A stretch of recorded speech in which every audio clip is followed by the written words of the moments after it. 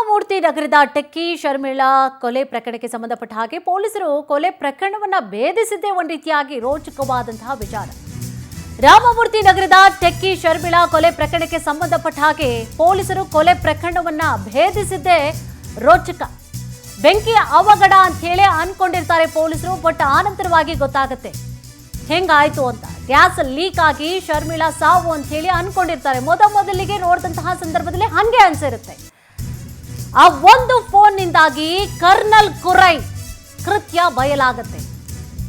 ಪ್ರಾರಂಭದಲ್ಲಿ ಬಹಳಷ್ಟು ಏನ್ ಅನ್ಕೊಂಡಿರ್ತಾರೆ, ಆಕಸ್ಮಿಕವಾಗಿ ಆಗಿರುವಂತಹ ಸಾವು ಇದು ಅಥವಾ ಬೆಂಕಿ ಅವಘಡದಿಂದ ಆಗಿರುವಂತಹ ಸಾವು ಇದು ಅಂತ ಹೇಳಿ ಅನ್ಕೊಂಡಿರ್ತಾರೆ.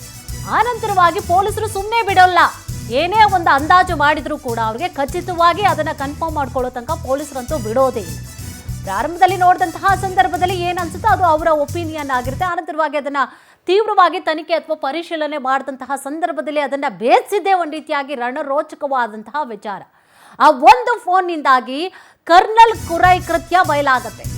ಓದುವಂತಹ ನೆಪದಲ್ಲಿ ಟೆರೆಸ್ ಮೇಲೆ ಹೋಗಿ ಶರ್ಮಿಳಾ ಮೇಲೆ ಕಣ್ಣು ಹಾಕಲಾಗಿರುತ್ತೆ. ಓದ್ತೀನಿ ಅಂತ ಹೇಳ್ಬಿಟ್ಟು ಹೋಗೋದು, ಅಲ್ಲಿ ನೋಡಿದ್ರೆ ಟೆರೆಸ್ ಅಲ್ಲಿ ನಿಂತ್ಕೊಂಡು ಶರ್ಮಿಳಾ ಏನ್ ಮಾಡ್ತಿರ್ತಾಳೆ ಏನು ಅಂತ ಕಣ್ಣಾಡಿಸೋದು. ಶರ್ಮಿಳಾ ಸ್ನೇಹಿತೆ ಇಲ್ಲದ್ದೇ ಆಕೆ ಇರೋದಿಲ್ಲ, ಶರ್ಮಿಳಾ ಸ್ನೇಹಿತೆ ಇರೋದಿಲ್ಲ, ಅದನ್ನ ಗಮನಿಸ್ತಾನೆ ಕರ್ನಲ್. ಇದೇ ಮೊದಲ ಬಾರಿಗೆ ಶರ್ಮಿಳಾ ಮನೆಗೆ ಹೋಗಿರ್ತಾನೆ ಆರೋಪಿ. ಸ್ಲೈಡಿಂಗ್ ಕಿಟಕಿ ಡೋರ್ ಓಪನ್ ಮಾಡೋದ್ರಲ್ಲಿ ಈತ ಪಂಟರ್. ಸ್ಲೈಡಿಂಗ್ ವಿಂಡೋ ಡೋರ್ ತೆಗಿಬೇಕು ಅಂತ ಹೇಳಿ ಹೆಣಗಾಡಿದ್ರು ಆದ್ರೆ ಪೊಲೀಸರು, ಬಟ್ ಈತ ಪಂಟರ್ ಅದರಲ್ಲಿ. ಆದ್ರೆ ಇದೇ ಡೋರ್ ಸುಲಭವಾಗಿ ತೆರೆದು ಒಳಗಡೆ ಹೋಗ್ತಿರ್ತಾನೆ ಪಾಪಿ. ಕಾಲೇಜ್ನಲ್ಲಿ ಸ್ಲೈಡಿಂಗ್ ಕಿಟಕಿಯಲ್ಲಿ ಸಿಲುಕಿದಂತಹ ಬುಕ್ಕನ್ನು ಕೂಡ ತೆಗೆದಿರ್ತಾನೆ ಕಿಲಾಡಿ. ಏನೋ ಸ್ಲೈಡಿಂಗ್ ಕಿಟಕಿ ತೆಗಿಯೋದು ಕರಗತ ಮಾಡ್ಕೊಂಡಿರ್ತಾನೆ ಈತ ಕಿಲಾಡಿ. ನೋಡಿ, ಸ್ಲೈಡಿಂಗ್ ಕಿಟಕಿ ಇರುತ್ತೆ ಶರ್ಮಿಳಾ ಅವರ ಮನೆಯಲ್ಲಿ, ಫ್ಲಾಟ್ನಲ್ಲಿ ಸ್ಲೈಡಿಂಗ್ ಕಿಟಕಿ ಇರುತ್ತೆ. ಅದನ್ನು ಓಪನ್ ಮಾಡ್ಕೊಂಡು ಒಳಗಡೆ ಹೋಗಿರ್ತಾನೆ ಈತ. ಯಾವ್ಯಾವ ಥರ ನೋಡಿ ಪಂಟರ್ ಆಗಿರ್ತಾನೆ ಈತ ಅಂಥೇಳಿ. ಆಕೆ ಟೆರೆಸ್ ಮೇಲೆ ಈತ ಹೋಗೋದು, ಏನು ಮಾಡ್ತಿದ್ದಾಳೆ ಏನು ಅಂತ ಓದುವ ನೆಪದಲ್ಲಿ ಹೋಗೋದು, ನೋಡೋದು. ಶರ್ಮಿಳಾ ಕೊಲೆ ಮಾಡಿದ ಹೇಗೆ ಗೊತ್ತಾ? ವಿದ್ಯಾರ್ಥಿ ಕರ್ನಲ್ ಕುರೈ ಶರ್ಮಿಳಾ ಸ್ನೇಹಿತೆ ಇಲ್ಲದೆ ಇದ್ದಾಗ ಎಂಟ್ರಿಯನ್ನ ನೀಡಿರ್ತಾನೆ, ನೋಡ್ಕೊಂತಿರ್ತಾನೆ, ಎಲ್ಲ ಅಬ್ಸರ್ವ್ ಮಾಡ್ತಿರ್ತಾನೆ, ಏನೇನು ಮಾಡ್ತಿರ್ತಾಳೆ ಶರ್ಮಿಳಾ ಎಲ್ಲ ನೋಡ್ಕೊಳ್ತಾ ಇದ್ದ. ಫ್ರೆಂಡ್ ಇಲ್ಲ ಅನ್ನೋದು ಗೊತ್ತಾಯ್ತು ಇವನಿಗೆ. ಸ್ಲೈಡಿಂಗ್ ಡೋರ್ ಕಿಟಕಿಯನ್ನ ಓಪನ್ ಮಾಡಿಕೊಂಡು ಮನೆ ಒಳಗಡೆ ಜಗದಿರ್ತಾನೆ. ಕರ್ನಲ್ ಎಂಟ್ರಿ ಆಗುವಂತಹ ಹೊತ್ತಿಗೆ ಅಡುಗೆ ಮನೆಯಲ್ಲಿ ಶರ್ಮಿಳಾ ಕೆಲಸ ಮಾಡ್ತಾ ಇರ್ತಾಳೆ. ಸ್ಟವ್ ಆನ್ ಮಾಡಿ ಹಾಲನ್ನ ಕಾಯಿಸ್ಬೇಕು ಅಂತ ಹೇಳಿ ಮೃತ ಶರ್ಮಿಳಾ ಇಟ್ಟಿರ್ತಾಳೆ. ಆ ಟೈಮ್ಗೆ ಈತನ ಎಂಟ್ರಿ ಆಗುತ್ತೆ. ಒಳಗಡೆ ಬರ್ತಾ ಇರೋದು ಪಾಪ ಗೊತ್ತೇ ಆಗೋಲ್ಲ, ಬರೋವರೆಗೂ ಕೂಡ, ಅಟ್ಯಾಕ್ ಮಾಡೋವರೆಗೂ ಪಾಪ ಶರ್ಮಿಳಾಗೆ ಗೊತ್ತೇ ಆಗಿರೋದಿಲ್ಲ.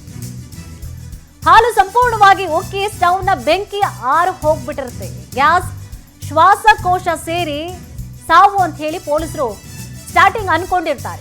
ಆದ್ರೆ ಹಾಲು ಕಾಯಿಸ್ತಾ ಇದ್ದಂತಹ ಸಂದರ್ಭದಲ್ಲಿ ಸ್ಟವ್ ಮೇಲೆ ತಳ್ಳಿರ್ತಾನೆ ಕರ್ನಲ್. ಬಳಿಕವಾಗಿ ಉಸಿರುಗಟ್ಟಿಸಿ ಕೊಂದು ಹಾಲ್ಗೆ ಎಳೆದು ತಂದಿರ್ತಾನೆ ಈತ. ಬೆಂಕಿ ಹಚ್ಚಿ ಸ್ಥಳದಿಂದ ಕಾಲ್ ಕಿತ್ತಿರ್ತಾನೆ ಆರೋಪಿ ಕರ್ನಲ್ ಕುರೈ. ಕರ್ನಲ್ನ ಬಂಧಿಸಿ ವಿಚಾರಣೆಯನ್ನ ನಡೆಸಿದಂತಹ ಸಂದರ್ಭದಲ್ಲಿ ಕೊಲೆಯ ರಹಸ್ಯ ಬಯಲಾಗಿದೆ. ನೋಡಿ, ಸ್ಲೈಡಿಂಗ್ ಕಿಟಕಿಯಿಂದ ಒಳಗಡೆ ಬಂದಿರ್ತಾನೆ. ಅದು ಹೆಂಗೆ ಅಬ್ಸರ್ವ್ ಮಾಡ್ಕೊಂಡಿರ್ತಾನೆ, ಒಳಗಡೆ ಯಾರೂ ಇಲ್ಲ, ಈಕೆ ಮಾತ್ರ ಇರೋದು ಅಂತ ಹೇಳಿ ಓದುವಂತಹ ನೆಪದಲ್ಲಿ ಈತ ಹೋಗಿ ಎಲ್ಲ ಅಬ್ಸರ್ವ್ ಮಾಡ್ಕೊಂಡಿರ್ತಾನೆ. ಜೊತೆಗೆ ಆಕೆ ಕೆಲಸ ಮಾಡ್ತಾ ಇರ್ತಾಳೆ, ಅಡುಗೆ ಮನೆಯಲ್ಲಿ ಕೆಲಸ ಮಾಡ್ತಿರ್ತಾಳೆ. ಆ ಸಂದರ್ಭದಲ್ಲಿ ಸ್ಲೈಡಿಂಗ್ ಕಿಟಕಿಯನ್ನು ಓಪನ್ ಮಾಡ್ಕೊಂಡು ಪಂಟ್ರು ಹೇಳಿ ಕೇಳಿ ಪಂಟ್ರ್ ಆಗ್ಬಿಟ್ಟಿರ್ತಾನೆ ಅದರಲ್ಲಿ. ಸೊ ಒಳಗಡೆ ಎಂಟ್ರಿ ಮಾಡಿ ಆಕೆಯ ಮೇಲೆ ಆತ ಅಟ್ಯಾಕ್ ಅನ್ನ ಕೂಡ ಮಾಡಿರ್ತಾನೆ. ಸೊ ಇದೇ ವಿಚಾರ ಸಂಬಂಧವಾಗಿ ಹೆಚ್ಚಿನ ಡೀಟೇಲ್ಸ್ ಅನ್ನ ಕೂಡ ನೀಡ್ತಾ ಹೋಗ್ತಾರೆ ನಮ್ಮ ಪ್ರತಿನಿಧಿ ವೆಂಕಟೇಶ್. ಎಸ್, ಈ ಒಂದು ಕೊಲೆ ಕೇಸನ್ನ ಯಾವ ರೀತಿಯಾಗಿ ಪೊಲೀಸರು ಕೂಡ ಭೇದಿಸ್ತಾ ಹೋಗ್ತಾರೆ, ಎಲ್ಲೆಲ್ಲಿ ಅವ್ರಿಗೆ ಅನುಮಾನ ಕಾಡ್ಲಿಕ್ಕೂ ಕೂಡ ಶುರುವಾಯಿತು, ಹೆಂಗ್ ಬೇಯಿಸಿದ್ರು, ಏನಿದೆ ಕಂಪ್ಲೀಟ್ ಮಾಹಿತಿ?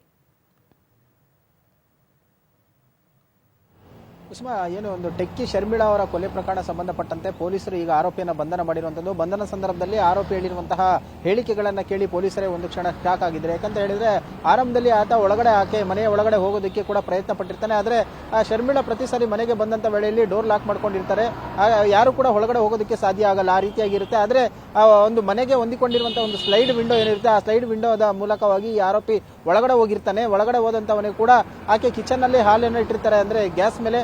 ಆ ಸಂದರ್ಭದಲ್ಲಿ ಈತ ಏಕಾಏಕಿ ಹೋಗಿ ಆಕೆಯ ಮೇಲೆ ಹಲ್ಲೆಯನ್ನ ಮಾಡ್ತಾನೆ, ಅತ್ಯಾಚಾರಕ್ಕೆ ಯತ್ನವನ್ನ ಮಾಡ್ತಾನೆ, ಲೈಂಗಿಕವಾಗಿ ದೌರ್ಜನ್ಯವನ್ನು ಎಸಗುತ್ತಾನೆ. ಇದಕ್ಕೆ ಪ್ರತಿರೋಧ ಒಡ್ಡಿದಂತ ಸಂದರ್ಭದಲ್ಲಿ ಆಕೆಯನ್ನ ತಳ್ಳುವಂತ ಕೆಲಸವನ್ನ ಮಾಡ್ತಾನೆ. ಆಗ ಅಲ್ಲೇ ಇದ್ದಂತ ಒಂದು ಸ್ಲ್ಯಾಬ್ಗೂ ಕೂಡ ಬಿದ್ದು ಆಕೆಯ ಹಣೆಯ ಮೇಲೆ ಕೂಡ ಗಾಯ ಆಗಿ ರಕ್ತಸ್ರಾವವಾಗಿರುತ್ತೆ. ಸೊ ಆಕೆ ಕೂಡ ಈತನ ಮೇಲೆ ಸ್ಟ್ರಾಂಗಲ್ ಮಾಡ್ತಾಳೆ. ಹಲ್ಲೆಯನ್ನ ಮಾಡೋದಕ್ಕೂ ಮುಂದಾದಂತ ವೇಳೆಯಲ್ಲಿ ಈತ ಆಕೆಯ ಮೂಗು ಮತ್ತು ಬಾಯನ್ನ ಗಟ್ಟಿಯಾಗಿ ಹಿಡಿದುಕೊಳ್ತಾನೆ, ಪ್ರಜ್ಞೆ ತಪ್ಪಿ ಕೆಳಗಡೆ ಬೀಳ್ತಾಳೆ.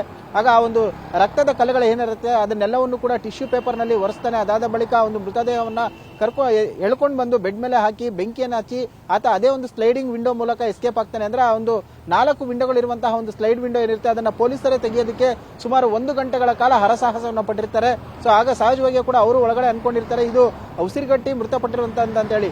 ಎಲೆಕ್ಟ್ರಿಕಲ್ ಇಂಜಿನಿಯರ್ ಅನ್ನ ಕರೆಸಿ ಅದನ್ನ ತೋರಿಸಿದಂತ ಸಂದರ್ಭದಲ್ಲಿ ಆ ಘಟನೆಯನ್ನ ಸಂಪೂರ್ಣವಾಗಿ ವಿವರಿಸಿರ್ತಾರೆ. ಇದೇ ರೀತಿಯಾಗಿ ಇರುವಂತಹದ್ದು ಗ್ಯಾಸ್ ಮೇಲೆ ಸ್ಟವ್ ಏನು ಹಾಲಿಟ್ಟಿರ್ತಾರೆ, ಆಕೆ ಮರ್ತಿರುವಂತಹ ಸಂದರ್ಭದಲ್ಲಿ ಗ್ಯಾಸ್ ಸೋರಿಕೆ ಆಗಿರುತ್ತೆ. ಅಲ್ಲಿಂದ ಈಕೆ ಫೋನ್ ಅನ್ನು ಬಳಸುವಂತ ಸಂದರ್ಭದಲ್ಲಿ ಆ ಒಂದು ಗ್ಯಾಸ್ ಏನಿರುತ್ತೆ ಅದು ಆಕೆಗೆ ಬಂದು ಉಸಿರುಗಟ್ಟಿ ಆಕೆ ಒಳಗಡೆ ಹೋಗುವ ಒಂದು ಪ್ರಯತ್ನ, ಕಿಚನ್ ಬಳಿ ಹೋಗುವಂತ ಒಂದು ಪ್ರಯತ್ನವನ್ನು ಮಾಡ್ತಾಳೆ. ಆಗೋದಿಲ್ಲ, ಆಗ ಪ್ರಜ್ಞೆ ತಪ್ಪಿ ಕೆಳಗಡೆ ಬಿದ್ದು ಮೃತಪಟ್ಟಿದ್ದಾರೆ ಅಂತ ಹೇಳಿ ಒಂದು ಎಲೆಕ್ಟ್ರಿಕಲ್ ಇಂಜಿನಿಯರ್ ಕೂಡ ಒಂದು ರಿಪೋರ್ಟ್ ಅನ್ನು ಕೊಡ್ತಾರೆ.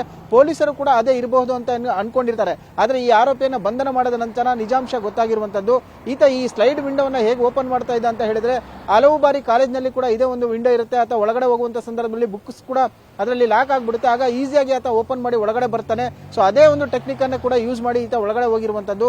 ಪೊಲೀಸರಿಗೆ ಸವಾಲಾಗುವಂತಹ ಈ ಒಂದು ಸಾಕ್ಷಿ ನಾಶವನ್ನು ಕೂಡ ಈತ ಮಾಡಿರ್ತಾನೆ. ಅಲ್ಲಿ ಎಲ್ಲವನ್ನ ಸುಟ್ಟಾಕಿ ಬಟ್ಟೆಗಳನ್ನು ಕೂಡ ಬೆಂಕಿಗೆ ಹಾಕಿರ್ತಾನೆ. ತದನಂತರ ಫೋನ್ ಅನ್ನು ತೆಗೆದುಕೊಂಡು ಹೋಗಿರ್ತಾನೆ. 1 ವಾರ ಕೂಡ ಈ ಫೋನ್ ಅನ್ನು ಆತ ಬಳಕೆ ಮಾಡಿರೋದಿಲ್ಲ. ನಾನು ಇನ್ನು ಸಿಗಾಕೊಳ್ಳೋದಿಲ್ಲ, ಯಾವುದೇ CCTV ಇಲ್ಲ, ಪ್ರತಿನಿತ್ಯ ಕೂಡ ಒಂದು ಟಿವಿ ಮತ್ತು ನ್ಯೂಸ್ ಪೇಪರ್ ಗಳನ್ನ ನೋಡ್ತಾ ಇರ್ತಾನೆ. ಈ ಕೊಲೆಗೆ ಸಂಬಂಧಪಟ್ಟಂತೆ ಯಾವುದು ಅಪ್ಡೇಟ್ ಬರಲ್ಲ. ಆಗ ಆತ ಧೈರ್ಯದಿಂದ ಒಂದು ಫೋನ್ಗೆ ಸಿಮ್ ಕಾರ್ಡ್ ಅನ್ನು ಹಾಕ್ತಾನೆ. ಆಗ ಟವರ್ ಲೊಕೇಶನ್ ಕೂಡ ಸಿಗುತ್ತೆ. ಆರೋಪಿಗಳು ಬಂದಂತ ಪೊಲೀಸರು ಬಂದು ಈ ಆರೋಪಿಯನ್ನ ಬಂಧನ ಮಾಡಿರುವಂತದ್ದು. ಇದೇ ಕೇಸ್ಗೆ ಸಂಬಂಧಪಟ್ಟಂತೆ ಅಕ್ಕಪಕ್ಕ ಇದ್ದಂತ ಅಸ್ಸಾಂ ಹುಡುಗರನ್ನು ಕೂಡ ಪೊಲೀಸರು ಕರ್ಕೊಂಡೋಗಿ ವಿಚಾರಣೆ ಮಾಡ್ತಾರೆ. ಆದ್ರೆ ಯಾವುದೇ ಕ್ಲೂ ಕೂಡ ಸಿಕ್ಕಿರೋದಿಲ್ಲ.